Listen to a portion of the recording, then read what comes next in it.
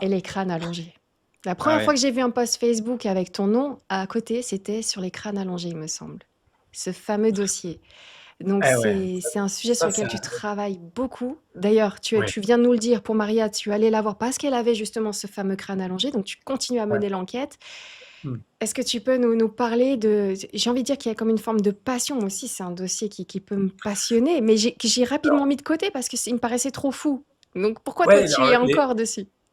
alors les crânes longs, c'est pour moi, ça m'est tombé dessus parce que, enfin, c'était pas un sujet que je connaissais. Mais partout où je voyageais, que ce soit en Angleterre, au Mexique, au Pérou, partout où j'allais, je tombais sur des crânes longs. Alors à un moment donné, une fois, deux fois, trois fois, j'ai commencé à me dire, mais c'est quoi ce truc-là? Et là, j'ai commencé à chercher, j'ai commencé à creuser, et là, tu t'aperçois il y a un vrai dossier, un dossier qui est du lourd quand même, avec des choses qui ont été découvertes, euh, un, un silence abyssal de la part de la science euh, officielle. Euh, et quand ça se passe comme ça, il y a souvent aussi toute une campagne après de désinformation qui est mise en place. Et donc là, autour des crânes allongés, c'est que tous les crânes allongés, comme on peut le voir là, sont des déformations artificielles. Ça, c'est la réponse de la Oui, science moderne, qui sont déformés artificiellement avec différentes techniques. On pourra faire une émission là-dessus si vous en avez envie. avec Et, plaisir. et, euh, et voilà, donc je reviendrai là-dessus en détail, mais voilà, donc CQFD, ils sont tous déformés artificiellement, on passe à autre chose, il y a pas de débat, il n'y a pas de sujet.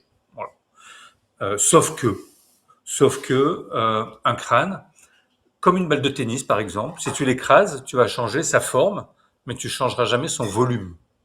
Un crâne humain, c'est à peu près la même chose. Tu vas pouvoir lui changer sa forme, mais le volume restera toujours le même. Là, le crâne que j'ai dans la main, il a à peu près 20 à 25% de volume supplémentaire par rapport à un crâne humain normal. Je vous donnerai des chiffres plus tard dans l'émission là-dessus. C'est vraiment une des caractéristiques de ces Tu parles crânes de allongés. ça, je fais une petite parenthèse parce que justement, on a tous entendu ces histoires de personnes qui modifiaient le crâne des bébés en leur mettant une Hmm. plaque de bois, en fait, en serrant le crâne. Mais même si on fait ça, ça ne va pas modifier le volume. On est né avec Non, on est avec un certain volume osseux et on ne va pas le très bien. modifier en faisant des Même si en compressions. grandissant, le volume du crâne d'un bébé par rapport à un crâne adulte, ça augmente bien évidemment. Mais une fois qu'il a atteint sa taille adulte, le volume restera toujours le même. On ne peut pas modifier le volume d'un crâne. Et on sait qu'un crâne humain, c'est à peu près 1100, 1300 centimètres cubes. Voilà. On sait à On peu près peut que c'est comme ça. modifier la forme, mais on ne peut pas Mais pas le modifier le volume. volume. C'est Ok. pas Que possible. ce soit Et bien clair, les amis, pour vous. bien souvent, ces crânes longs euh, n'ont pas de fontanelle. Oui. Euh, La petite donc, cicatrisation là du crâne, du effectivement, crâne. qu'on a quand le bébé passe dans le col de la maman, les plaques osseuses se superposent l'une sur l'autre du crâne pour pouvoir passer dans le col de l'utérus. Une fois que le bébé est né, les plaques Ressoude avec le se temps. ressoudent avec le temps et on voit ce qu'on appelle la fontanelle, la marque des trois plaques osseuses, plus l'occipital 4 qu'on a qui forment un crâne humain. Sur ces crânes longs, il n'y a pas de suture, c'est un seul bloc. Et Mhm. ça, c'est Ça pas ne possible. s'explique pas. Non. Un jour, j'ai emmené un médecin, il m'a dit, mais là, tu viens de mettre en l'air 35 ans de médecine. Là, il me dit, avec ton truc, là, tu m'enquiquines parce que ça ne devrait pas exister. Mais ils C'est sont là. vrai. On les Il y voit. Ils a, sont partout dans les musées. On peut les voir. c'est sûr. Il y a Lorraine qui nous dit que c'était pour ressembler au Dieu venu du ciel. Tu sais que peut-être l'humain avait Alors, voulu obtenir la, cette forme-là par compression.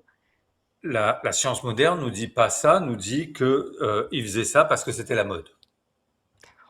Sauf que les effets de mode de déformation physique, il y en a eu partout sur toute la planète, mais bien souvent, ça ne quitte pas le pays où ça a lieu. Par exemple, je prends les femmes girafes, c'est quelques Ah tribus oui. en Afrique Qui mettent des allongent le cou anneaux comme ça autour des du femmes, cou et qui mettent chaque des année, anneaux, elles rajoutent des anneaux, ce qui fait que le des cou anneaux. s'allonge. Enfin, c'est pas elles qui les rajoutent, hein, c'est leurs maris qui veulent qu'on Oui. rajoute les anneaux. C'est pour pas que les femmes s'enfuient, hein, c'est tout. Hein, faut pas, c'est pas un effet de mode. Hein. Mhm. Les petits pieds en Chine, c'était en Chine. Ah oui. Pour la même raison, ils compressaient Ouais. les pieds, c'était pour pas que les femmes s'échappent pareil, hein, même idée. Hein. Donc c'est pas forcément la mode. Hein, voilà. On a les femmes plateaux aussi, avec en Afrique toujours, mais ça reste Mhm. dans des tribus. On a quelques tribus qui pratiquaient la scarification. On a des tribus qui faisaient des piercings. Donc ça a un peu plus pris, le piercing. Ou les tatouages. Ça aussi, ça a bien pris le tatouage. Mais sinon, les effets de mode, ça restait dans des pays. Là, les crânes longs et de déformer les crânes, ça voudrait dire qu'il y en a eu sur toute la planète à une époque qui est à peu près la même, et à une époque où normalement ils ne se déplaçaient pas d'un continent à l'autre officiellement, et donc ils ne pouvaient pas discuter de ça. Donc on ne sait pas pourquoi, à un moment donné sur la planète, ils se sont tous dit, tiens, on va déformer les crânes. Donc la science moderne nous dit c'est pour un effet de mode. Moi j'y crois pas. En plus faire subir ça à un enfant, c'est une torture. C'est pas une partie de plaisir. Hein, on va pas faire un tennis. C'est vraiment déformer le crâne. C'est quelque chose qui fait horriblement mal parce qu'il faut le faire dès que le bébé naît jusqu'à ses 6 ans, 7 ans. Donc c'est une vraie torture. C'est pas une partie de plaisir. Exact. Et donc je vois pas une maman pour faire ça juste pour parce que c'est la mode et faire joli. J'imagine pas faire subir des tortures à son enfant. Maintenant, si c'est effectivement pour ressembler à des dieux qui eux ont naturellement ce crâne long et pour avoir le même statut social que ces dieux qui ont eux, que Oui. ces personnes qui considèrent comme des dieux qui ont le crâne long, pourquoi pas? Au nom d'une divinité, quand on voit tout ce que l'être humain a fait au nom de Dieu, on se dit que déformer des crânes, c'est pas grand-chose à côté. Donc ça, je veux bien l'entendre. Mais l'histoire de la mode, non, ça marche pas. Ça marche pas. Et la photo qu'on a vue juste avant est intéressante parce que c'est là où le crâne tient au niveau de la colonne vertébrale. Nous, notre crâne, il tient à Sur l'arrière du l'arrière, crâne, oui. à la colonne vertébrale. Et là, quand on le voit sur la C'est photo, c'est central. presque au milieu du crâne. Mhm. Parce que le crâne, comme il est long, s'il était tenu à l'arrière, le crâne il tomberait en arrière. Il fallait que le crâne soit tenu plus au centre pour qu'il y ait un équilibre entre le poids du crâne sur le squelette. Et on nous dit que pour tenir des crânes aussi imposants, parce qu'on parle de, tout à l'heure dans celui que j'avais en main, il y avait 20-25% à peu près en plus, mais ça va jusqu'à 30 ou 35%, c'est des crânes qui sont vraiment énormes. Il fallait des structures beaucoup plus massives que les nôtres et des personnages beaucoup plus grands. On parle de personnages qui faisaient entre 2,30 m et 3,20 m à peu près. Voilà. Jusqu'à des Waouh. 3,80 m. Hein. Donc voilà. Donc il Waouh. fallait des structures osseuses quand même assez importantes. Donc voilà, ça c'est pour les crânes. Donc il y a plein de caractéristiques anatomiques Waouh. qui Ok. sont totalement différentes du sapiens, qui n'ont rien à voir avec le sapiens. Et je vous en dirai plus lors d'une prochaine émission. Oui, oui, oui, oui, j'aime bien le lien que tu fais, enfin d'ailleurs qui se fait par déduction entre ces crânes allongés et les géants. Bien sûr, C'est... bien sûr. Et bien souvent, partout où il y a ces crânes allongés, on a ce qu'on appelle les structures dites mégalithiques. Méga grand, lithique la pierre, où il y a des grosses pierres, que ce soit en Égypte, au Pérou, au Mexique, un peu partout sur la planète. Celui-là, il ressemble beaucoup à un crâne qu'on appelle Starchild, qui est un crâne qui a été découvert au Mexique. Et ça, c'est un crâne qui a été découvert au Pérou et il se ressemble énormément. Il y a beaucoup de caractéristiques. Au début, ils pensaient que c'était un crâne hydrocéphale. Et en fait, non. Il est très particulier. Et je crois que maintenant, ils ont, d'après les sources que j'ai reçues la semaine dernière, apparemment, ils auraient réouvert un musée dans lequel ce crâne maintenant serait exposé. Hmm, très intéressant. Merci pour toutes ces En, images que tu en nous as Égypte, hein, partagées. beaucoup également de crânes longs. Nefertiti ici était représenté avec son crâne allongé. Et c'est vrai que beaucoup de pharaons avaient cette caractéristique. Et on pense que des gens du peuple ont voulu ressembler aux pharaons ou à ces dieux en se déformant le crâne également pour pouvoir ressembler à ça. Oui. Il y a Élise qui dit quand même, mais qui sont donc ces êtres? C'est trop bizarre. Deux solutions. Il y en a pas, pour moi, il n'y en a pas 36, il n'y en a que deux. Soit c'est une civilisation qui a existé sur Terre et qui s'est éteinte, ce qui est fort probable. Hein. On a eu l'Atlantide qui s'est cassé la figure, la Lémurie. Peut-être que c'était les habitants de ces mondes engloutis et pourquoi pas. Et Yonaguni au sud du Japon. Euh, donc on sait qu'il y a ces cités qui ont existé. Il y en a d'autres, hein, mais qui ont disparu. Et euh, pourquoi pas une civilisation plus évoluée que la nôtre, qui avait des connaissances différentes de la nôtre, parce que avec un cerveau plus important, enfin un crâne plus important, on imagine que l'univers n'aimant pas le vide, le crâne devait être rempli d'un cerveau beaucoup plus important que le nôtre aussi, et peut-être avec des capacités supérieures à ce qu'on a aujourd'hui. Mhm. Ça, c'est la première solution. La civilisation un cataclysme, on ne sait pas, elle s'est éteinte. Deuxième solution, on est sur quelque chose d'exogène avec des êtres galactiques qui seraient venus enseigner aux hommes, et ça c'est quelque chose qu'on retrouve dans toutes les cultures à peu près, qu'elles soient du Pérou, du Mexique, Mésopotamie, enfin sur toute la planète, on a ce type d'histoire de personnes comme ça, très grands, avec des crânes allongés, parfois très roux, avec des barbes, des moustaches, enfin plein de choses, et ces êtres très grands amenaient de la connaissance, de la culture, amenaient plein de choses différentes. Ça, c'est un des crânes qui est exposé au musée de Ica, et c'est certainement à mon avis, un des plus gros crânes longs jamais découvert. Il y en a peut-être un en Russie qui doit être à peu près de la même taille, peut-être un petit chouïa plus grand, mais je suis pas sûr. Et ça, c'est vraiment un des plus grands que j'adore, que je vais voir à chaque fois qu'on est là-bas.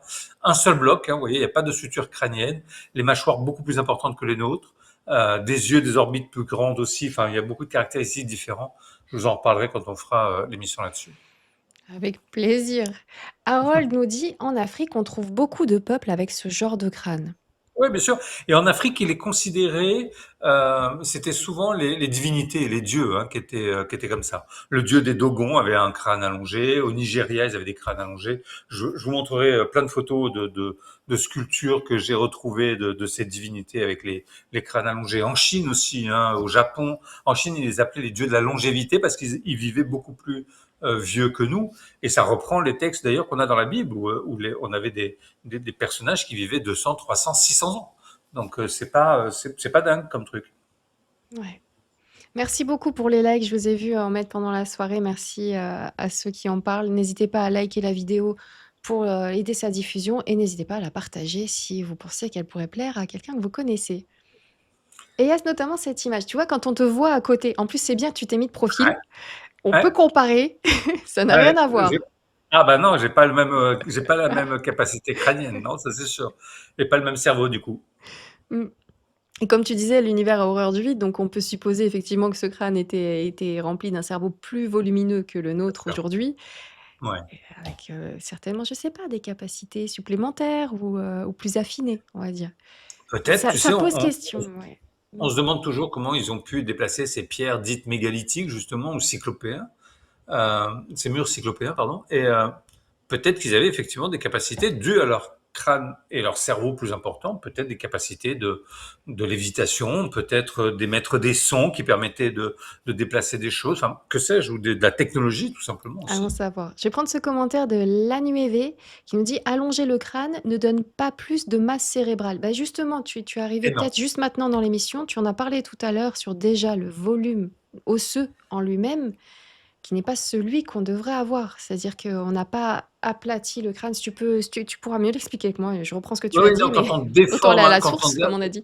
l'exemple de la balle de ping-pong, il est bon parce que de tennis, Mm. pardon. Vous prenez une balle de tennis, vous l'écrasez, vous changez la forme de la balle, vous changez jamais le volume de la balle. Pareil pour un Voilà. ballon de basket ou de foot.